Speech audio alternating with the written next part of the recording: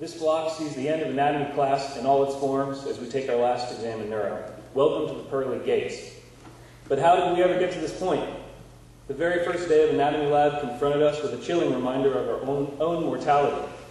The donor bodies we were introduced to were, for some of us, the first human shapes devoid of life we'd ever seen. It showed our progress and our failures as an occupation of caregivers.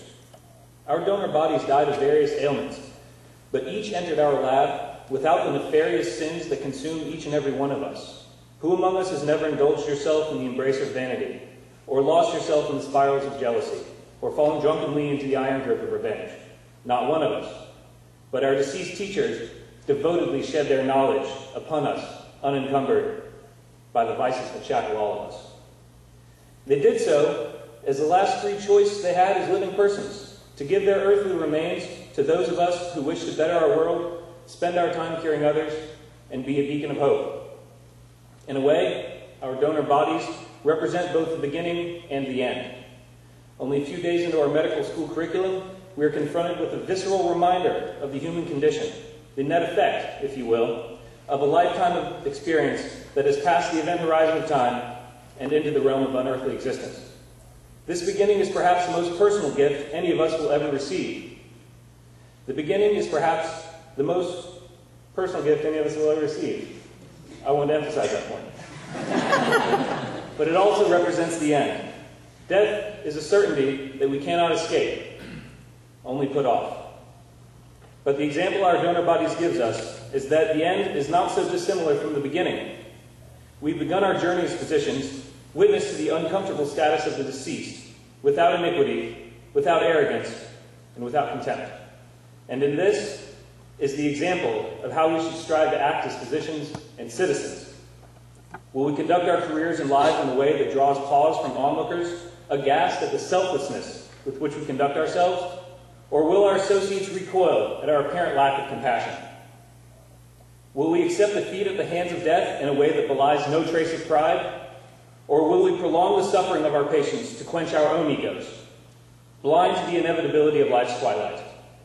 And will we, as brothers and sisters in the fellowship of man, live our lives as our donor bodies gave theirs away, to be learned from, to be charitable, to be forgiving? We will, because we are students of these professors. We will, because we are worshipers of this knowledge. We will, because we are observant and honor the sacrifice of these great givers. And we will not fail them. As I sat trying to think of what I wanted to say today, many thoughts ran through my head. I thought of the sacrifice, the opportunity, the experience, and the amazing gifts we have all received during our time in gross anatomy.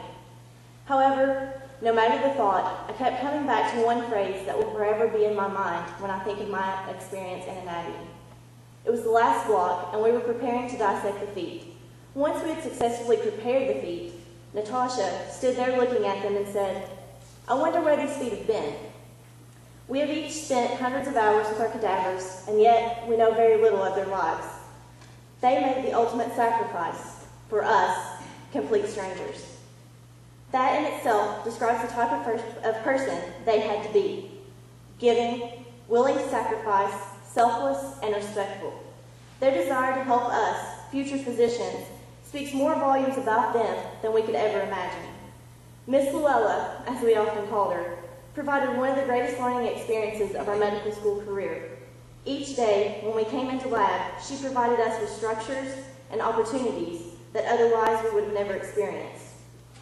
Luella continually gave her best, and we continuously tried to give our best to her.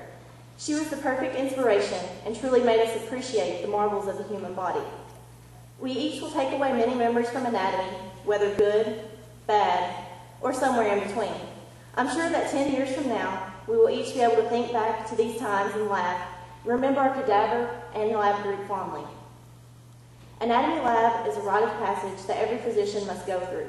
We quickly become friends with our lab partners and begin to wonder about our first patient, what they did, where they lived, how many children they had, what they were like, and if they would approve of us being their physician.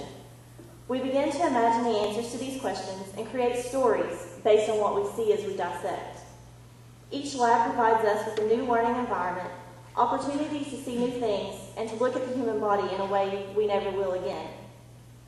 Our first patients definitely left a lasting impression on us, taught us like no professor could, and gave us the ultimate gift of their body and lives.